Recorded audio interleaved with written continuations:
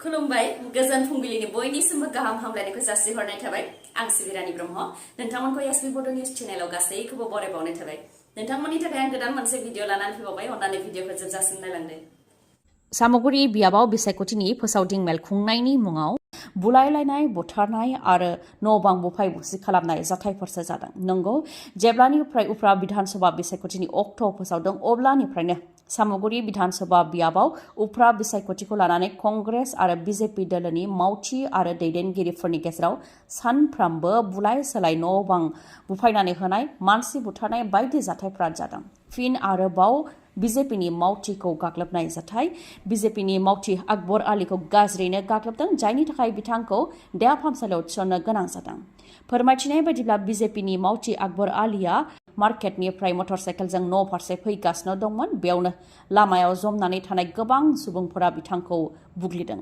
उनाव गाज्रि हालोदाव बिथांखौ नगावनि देहा फाहामसालियाव थिसननो गोनां जादों नाथाय बिजेपिनिफ्रायबो दलदै जिरायनानै थायाखै बे एखे मोनायावनो कंग्रेसनि मोनथाम मावखुलिखौ बुफाय बुसि खालामदों गुबुन गुबुन गारिजों फैनाय सा जौसेनि गोबां सुबुंफोरा बुफाय बुसि खालामफैदों होननानै फोरमायथिदों लावखुवा सान्ति बाजाराव थानाय कंग्रेसनि बिसायख'थिनि मावखुलि 4 नं बगामुगाव थानाय कंग्रेसनि बिसायख'थिनि मावखुलि आरो 2 नं बगामुगाव थानाय कंग्रेसनि बिसायख'थिनि मावखुलियाव फैनानै बुफाय बुसि खालामफैदों बेबायदिनो सामगुरि बिधानसभा बियाबाव मोनसे दुंहाव थासारि आरो गोजोन गैयै थासारि सोमजिदों दिवाली फोरबोआव सानै सेंग्रा आरो सिख्लाया जाब्रबथायजों जायगायावनो जिउ खोमानांनायनि उनाव फिन आरोबाव जरासे सेंग्रा आरो सिख्लानि जिउ खहा गुवाहाटीनिफ्राय शिलं फारसे थांबाय थानायावनो मोजां मोनलायनाय जरासे सेंग्रा सिख्लानि जिउ खहा मेघालयनि नंपुआव गिख्रंथाव जाब्रबथायाव थैनो गोनां जादों सानै सेंग्रा आरो सिख्लाया फोरमायथिनाय बायदिब्ला मटरसाइकेलजों बिथांमोनहा बेरायनो होननानै थांदोंमोन बेयावनो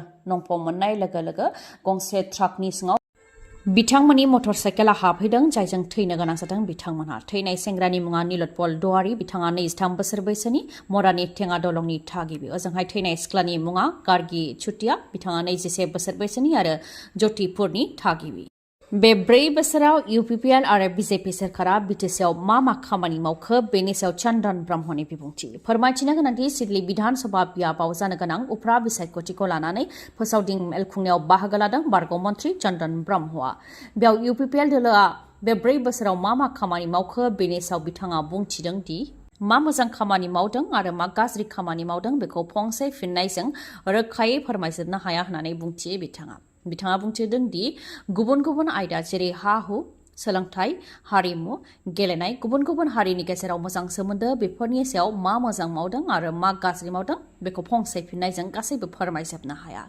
फंसे रावाव थोजासे मोजां खामानि मावदों बेखौ बुंनो हायो आरो बिथांमोनहा खामानि मावनो थाखाय नाजागासिनो दं आरो गोसो दं नाथाय थासारिनि थाखाय जानो हागौ बिथांमोननि खामानि मावनाया लासै जानो हागौ नाथाय EM MCLA CM बिथांमोनहा खामानि मावनो थाखाय नाजागासिनो दं होननानै फोरमायथिदों जायनाखि सिडलीयाव जानो गोनां उफ्रा बिधानसभा बिसायख'थियाव बारग' मन्थ्रि चन्दन ब्रह्मआ टिकेट मोननो हागौ होननानै खौरां बिजोंफ्राव गोसारदोंमोन नाथाय बिथाङा टिकेट मोननो हायाखै आरो टिकेट मोनैनि थाखाय बिथाङा खुद्रिनानै दङ आरो BPFआव फैफिननो हागौ होननानै खौरां बिजोंफ्राव फोसावनाय जादोंमोन बेनि सायावबो बिथाङा फिननाय होयोदि UPPLआव MLA बा MP जानो थाखाय जइन जायाखै बा हाबहैयाखै होननानै बुंथियो खौसेथि गसङोब्ला गोग्लैनाय नङा बेनि थाखायसो जइन जाहैदों आरो MP बिसायख'थियाव ज' जानायनि थाखायनो जों देरहासारनो हादों होननानैबो बुंथियो बारग' मन्थ्रि चन्दन ब्रह्मआ आरो सिडलीयाव जानो गोनां उफ्रा बिधानसभा बिसायख'थियाव UPPL दोलोआनो देरहासार जानो हागोन होननानैबो दाबि खालामो बिथाङा थांनाय MP बिसायख'थियाव देरहागोन ना देरहा बेखौ लानानै एसे गोनो गोथोआव दंमोन नाथाय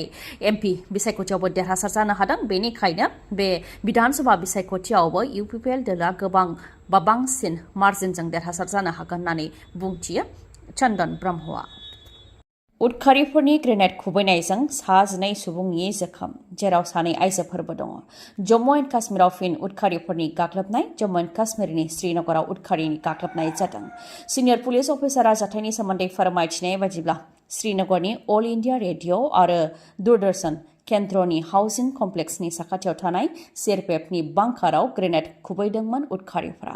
नाथाय सिआरपिएफनि बांकाराव ग्रेनेडआ गोग्लैयालासे बेनि साखाथियाव थानाय सानडे मार्केटआव ग्रेनेडआ गोग्लैहैदों, जेराव गोबां सुबुंफोर थुबुर जानानै दंमोन। बेयावनो ग्रेनेड खुबैनायजों 2 सुबुंफोरा जोखोम जानो गोनां जादों। जाथाय जानाय लोगो लोगोनो जम्मु एन्ड काश्मीरनि पुलिस आरो पेरामिलिटारि फर्सआ जोखोम जानायफोरखौ रैखा खालामनानै देहा फाहामसालि फारसे दैथायहरदों आरो उदखारिफोरखौ नागिरनायनि हाबाखौ मावदों।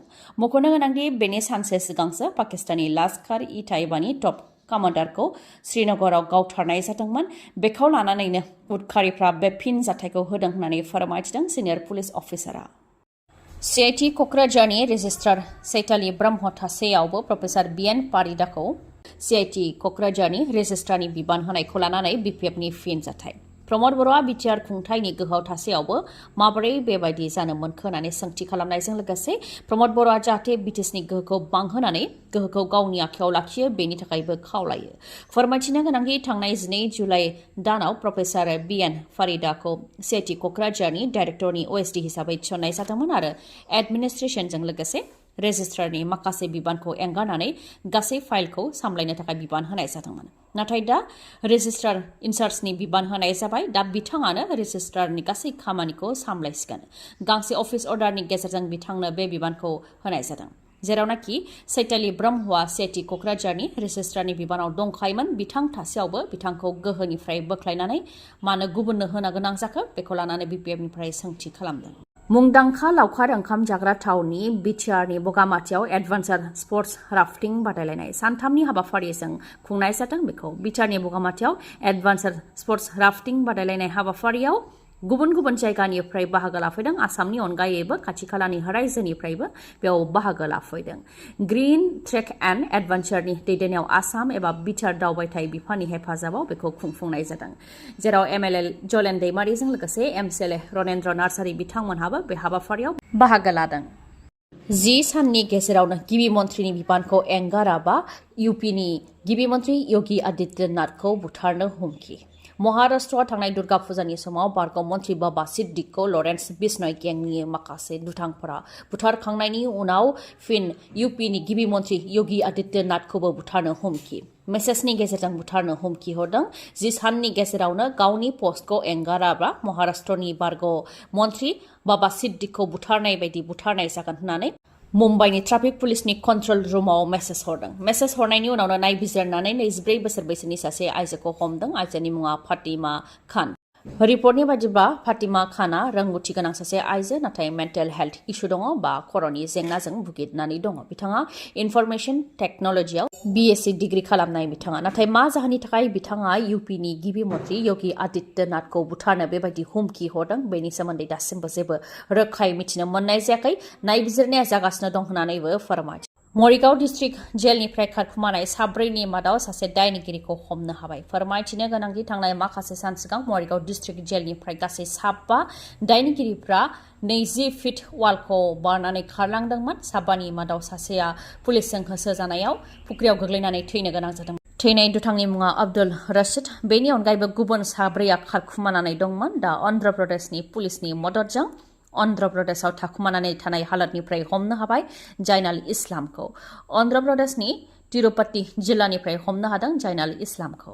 फोरमायथिनो गोनांदि दुथांफ्रा जोबथेसालिनि ग्रिलखौ सिफायनायजों लोगोसे 20 फिट वालखौ गुबुन गुबुन बाहायनानै बारनानै खारखुमालांदोंमोन। बे साननिफ्रायनो दुथांफोरखौ नागिरनायाबो जागासिनो दंमोन आरो बे दायाव जोबथेसालिनि गोबां बिबानगिरिफोरखौ सासपेन्डबो खालामनाय जादोंमोन।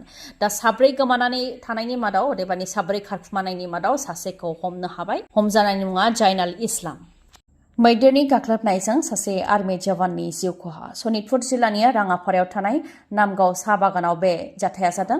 नामगाव साहा बागाननि साखाथियाव थानाय आमब्रिबारि आर्मि केन्टनमेन्टनिफ्राय 2 आर्मिफोरा सानजौफुनि समाव बेरायग्लांनो थाखाय ओंखारदोंमोन। बेयावनो हरखाबै हाग्रानिफ्राय फैनाय मैदेरा बिथांमोनखौ होसोदों आरो बिथांमोननि सायाव गाग्लोबदों, जायजों इन्डियान आर्मिनि सासे जवाना जिउ खोमानो गोनां जादों। राङापारा थाकुरबारि आर्मि इउनिटनि साइड चन्द्र राउत बिथाङानो मैदेरनि गाग्लोबनायाव जिउ खोमानो गोनां जादों। इन्डियान आर्मिनि जवानफोरनि सायाव बेबायदि गाग्लोबनायनि अनगायैबो सिगांनि समफोराव बे ओनसोलनि सुबुंफोरनि सायावबो हाग्रानिफ्राय फैनाय मैदेरा बेबायदिनो गोबां हाराहास्ति खालामफैबाय थादों होननानै फोरमायथिदों ओनसोलनि सुबुंफोरा।